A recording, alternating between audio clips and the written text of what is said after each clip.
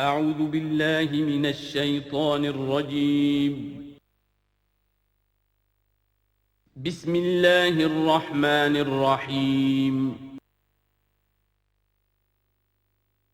اب یہ قرآن مجید کی طویل ترین آیت آ رہی ہے، آیت دین۔ کوئی قرض کا معاملہ ہے، کوئی قرض کا معاملہ ہے کہ آپ نے کسی کو قرض دیا، یا کوئی کاروباری معاملہ ہے، اشتراک ہے جس میں کہ جو بھی ہوگا بعد میں نتائج نکلیں گے، ان سب کے بارے میں حکم ہے کہ لکھ لیا کرو۔ ہم کیا کرتے ہیں قرض دیتے ہوئے، اب دوست ہے، بھائی ہے، عزیز ہے، کیا لکھوانا، اس سے کیا کہے گا، اعتماد نہیں ہے۔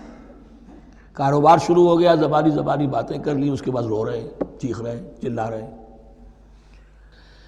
یا ایھا الذین آمنوا اذا تداینتم بدین الی اجل مسمى فاکتبوہ، اے اہل ایمان جب بھی تم کوئی معاملہ کرو قرض کا ایک وقت معین تک کے لیے، ایک تو وقت معین ہونا چاہیے، یہ قرض دے رہے ہیں کب واپس ہوگا، فاکتبوہ تو اس کو لکھ لیا کرو۔ یہ فعل امر ہے، الامر للوجوب، واجب ہے یہ۔ وَلْيَكْتُبْ بَيْنَكُمْ كَاتِبٌ بِالْعَدْلِ، اور چاہیے کہ کوئی لکھنے والا تمہارے مابین عدل کے ساتھ، لکھنے والا کوئی ڈنڈی نہ مار جائے، انہیں بھی چاہیے کہ وہ صحیح صحیح لکھے۔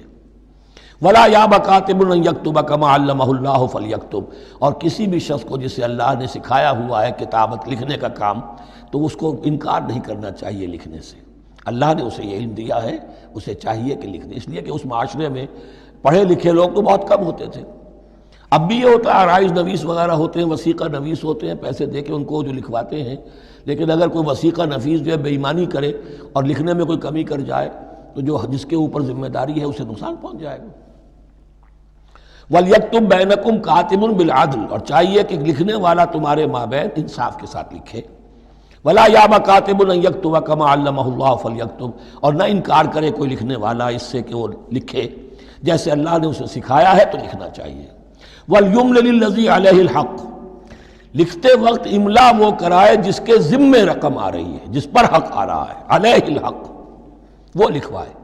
جس کا مال ہے وہ نہ لکھوائے، جس پر ذمہ داری آ رہی ہے وہ لکھوائے کہ میں کیا ذمہ داری لے رہا ہوں۔ وَلْيَتَّقِ اللَّهَ رَبَّهُ، اور اللہ سے ڈرتا رہے اپنے رب سے۔ وَلَا يَبْخَسْ مِنْهُ شَيْئًا، اور لکھوانے میں اس میں سے کوئی شے کم نہ کر دے۔ فَإِنْ كَانَ الَّذِي عَلَيْهِ الْحَقُّ سَفِيهًا، اب اگر وہ جو مقروض ہے، جو قرض لے رہا ہے، جس کے ذمے کوئی ذمہ داری آ رہی ہے، وہ ناسمجھ ہے یا بوڑھا ہے، ضعیف ہے، اور لا یستطیع ان یمل، یا اس کے اندر یہ اتنی صلاحیت نہیں ہے کہ املا کرا سکے، یہاں املال املا کے معنی میں ہے، ہوا فلیملل ولیہ بالعدل، تو اگر وہ نہیں املا کرا سکتا تو اس کا کوئی ولی ہو، اس کا کوئی وکیل ہو، اس کا کوئی اٹارنی ہو، وہ اس کی طرف سے اس کو لکھوائے۔ وَاسْتَشْهِدُوا شَهِيدَيْنِ مِن رِجَالِكُمْ، یہ ایک ہی آیت چل رہی ہے، ابھی پورے رکوع کے اوپر ایک آیت پھیلی ہوئی ہے، سوائے آخر میں تھوڑا سا حصہ دوسری آیت آئے گی۔ وَاسْتَشْهِدُوا شَهِيدَيْنِ مِن رِجَالِكُمْ، اور گواہ بنا لیا کرو دو اپنے مردوں میں سے۔ فَإِن لَّمْ يَكُونَا رَجُلَيْنِ، اور اگر دو مرد دستیاب نہ ہو، فَرَجُلٌ وَامْرَأَتَانِ، تو ایک مرد اور دو عورتیں، ممن ترضون من الشہداء، اور وہ بھی دونوں کے نزدیک مقبول ہوں شہداء، کہ ہاں دونوں کو اعتماد ہے ان پر۔ اب یہ جو سوال آ گیا کہ ایک مرد کی جگہ دو عورتیں، دو مرد یا پھر ایک مرد کا ہونا تو لازم ہو گیا، محض عورت کی گواہی نہیں چلے گی، لیکن اس کا آیا مسئلہ ہر قسم کے معاملے کا ہے یا قرض اور مالی معاملات میں وثیقہ نویسی کا، یہ ایک علیحدہ مسئلہ ہے۔ یہ تو باتیں پھر فقہا کے ہاں تفصیل سے ملتی ہیں، لیکن یہ مسئلہ موجود ہے کہ دو مرد، اور اگر دو مرد دستیاب نہ ہو تو ایک مرد اور دو عورتیں، تو سوال تو پیدا ہو گیا کہ کیا عورت کی گواہی عادی ہے؟ ان تضل احداہما فتذکر احداہما الاخری، مبادا ان میں سے کوئی ایک بھول جائے تو یاد کرا دے دوسری۔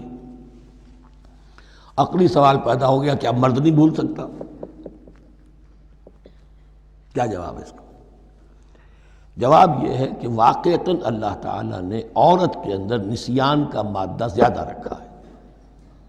الا یعلم من خلق وہو اللطیف الخبیر، کیا وہی نہ جانے گا جس نے پیدا کیا ہے؟ اس نے پیدا کیا ہے، وہ جانتا ہے۔ نسیان کا مادہ کیوں زیادہ رکھا یہ بھی سمجھ لیجیے، عقلی بات ہے، منطقی بات ہے۔ She has to play the role of number 2، اسے مرد کے تابع رہنا ہے۔ جو نمبر 2 ہوتا ہے اس کے اوپر اس کے کبھی احساسات کے اوپر کبھی جذبات کے اوپر کوئی نہ کوئی کوفت کوئی قدورت آتی ہے، اور اس میں اللہ تعالیٰ نے ان کا سیفٹی والو رکھا ہوا بھول جانا۔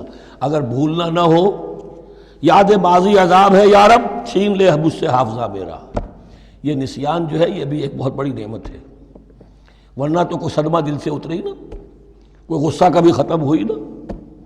تو بھولنے کا معاملہ یہ سیفٹی ویلو اللہ نے عورت میں زیادہ رکھا ہے، اس لیے کہ اسے مرد کے تابع ہو کر رہنا ہے، اور جب تابع ہو کر رہنا ہے تو اسے زیادہ اس کے احساسات پہ جذبات پر زیادہ مواقع آئیں گے کہ اس کو کچھ زک پہنچے، اس کے لیے یہ سیفٹی ویل کے نسیان ہے، یہ زیادہ رکھ دیا گیا ہے۔ ان تضل احداہما فتذکر احداہما الاخری، اب یہ کہ اگر یہ بات سمجھ میں نہ آتی تب بھی اللہ کا حکم ہے ماننا ہے۔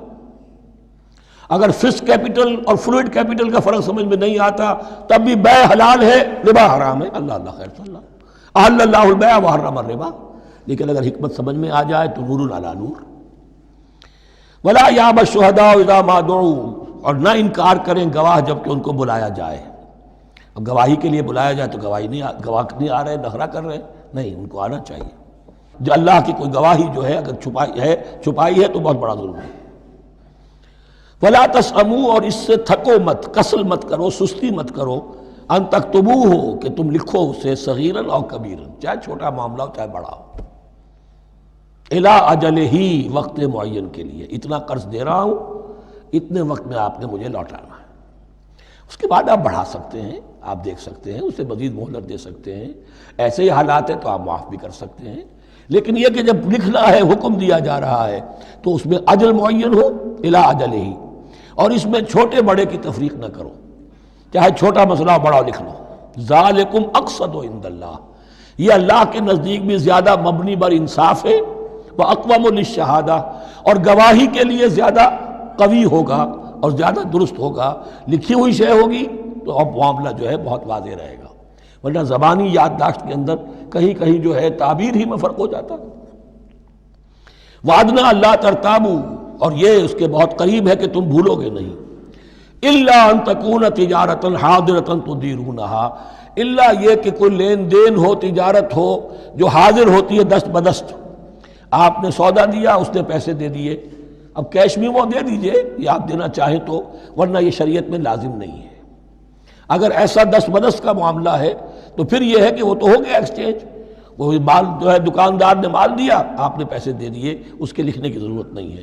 الا ان تکون تجارتا حاضرتا تدیرونہا بینکم، تو اگر وہ تجارت ہو کہ نقد تمہاری چلتی ہے، آپس میں لین دین ہو رہا ہے، فلیس علیکم جناح الا تکتبوہا، تو کوئی حرج نہیں ہے تم پر کہ اسے نہ لکھو۔ واشہدوا اذا تبایعتم، اور گواہ بنا لیا کرو جب کوئی مستقبل کا سودا کرو۔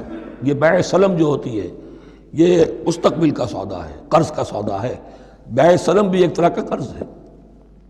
آج آپ طے کرتے ہیں کسی شخص سے، کسی کاشتکار سے، زمیندار سے، کہ اگلا موسم جو آئے گا فصل کا، گیہوں کی فصل کا، تو اتنے روپے من کے حساب سے 500 من گندم میں آپ سے لوں گا، یہ بیع سلم کہلاتی ہے، اور اس میں لازم ہے کہ پوری قیمت ابھی ادا کر دیں۔ لیکن اس میں بھی کہ اس وقت آپ کو اتنی گندم دینی ہے، اس کو لکھوا لو اور اس پر 2 گواہ بنا لو۔ واشہدوا اذا تبایعتم ولا یضار کاتب ولا شہید، اور نہ نقصان پہنچایا جائے کسی لکھنے والے کو یا گواہ کو، اور نہ نقصان پہنچائے کوئی لکھنے والا یا گواہ۔ یضار دونوں کے لیے آ جائے گا، یہ معروف بھی ہے اور مجرور بھی ہے، نہ ضرر پہنچایا جائے اور نہ ضرر پہنچائے، نہ کوئی کاتب اور نہ کوئی شہید گواہ۔ وَإِن تَفْعَلُوا، اگر تم ایسا کرو گے، نقصان پہنچاؤ گے، فَإِنَّهُ فُسُوقٌ بِكُمْ، تو یہ تمہارے لیے بہت بڑے گناہ کی بات ہوگی۔ وَاتَّقُوا اللَّهَ، اللہ سے ڈرو، وَيُعَلِّمُكُمُ اللَّهُ، اللہ تمہیں تعلیم دے رہا ہے، وَاللَّهُ بِكُلِّ شَيْءٍ عَلِيمٌ، اللہ ہر چیز کا علم رکھنے والا ہے۔ یہ ایک آیت ہوئی ہے، آخری پارے کی میرا خیال 4 5 6 صورتیں جمع کر لیں تو جا کر ہی ایک آیت کا حجم برابر ہوگا۔ جو میں نے کہا تھا کہ آیات کی تعیین توقیفی ہے، یہ ہمارے حساب کتاب سے، گرامر سے، منطق سے، علم بیان سے کسی سے کوئی تعلق نہیں اس کا۔ وَإِن كُنتُمْ عَلَىٰ سَفَرٍ، اور اگر تم سفر پر ہو، فلم تجدوا کاتبا، اب وہاں کوئی لین دین کا معاملہ ہو گیا، قرض کا ہو گیا، کاتب کوئی ہے نہیں، فرحان مقبوضہ، تو کوئی گروی شے رکھ لو قبضے میں، فلاں شے آپ کے قبضے میں رہے گی، آپ اتنے پیسے مجھے دے دیجئے، میں جب یہ واپس کر دوں گا اپنی چیزیں آپ میری چیز مجھے لوٹا دیجیے، یہ رہن ہے مقبوضہ۔ لیکن رہن سے کوئی فائدہ اٹھانے کی اجازت نہیں، وہ سود ہو جائے گا۔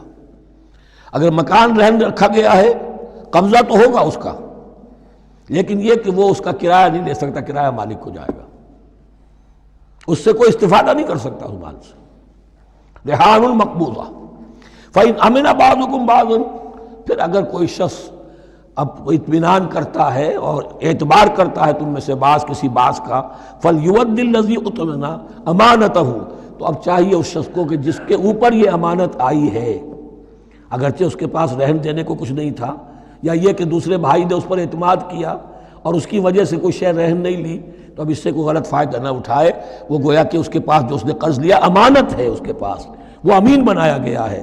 فَلْيُوَدِّ الَّذِي اؤْتُمِنَ أَمَانَتَهُ، کہ اپنی امانت واپس لوٹائے، وَلْيَتَّقِ اللَّهَ رَبَّهُ، اور ڈرے اللہ سے جو اس کا رب ہے۔ وَلَا تَكْتُمُوا الشَّهَادَةَ، اور دیکھو گواہی کو چھپایا نہ کرو، وَمَنْ يَكْتُمْهَا فَإِنَّهُ آثِمٌ قَلْبُهُ، اور جو کوئی گواہی کو چھپائے گا تو اس کا دل گناہ میں مبتلا ہو جائے گا، دل داغدار ہو گیا تو رہ کیا گیا۔ وَاللَّهُ بِمَا تَعْمَلُونَ عَلِيمٌ، اور جو کچھ تم کر رہے ہو اللہ اسے جانتا ہے۔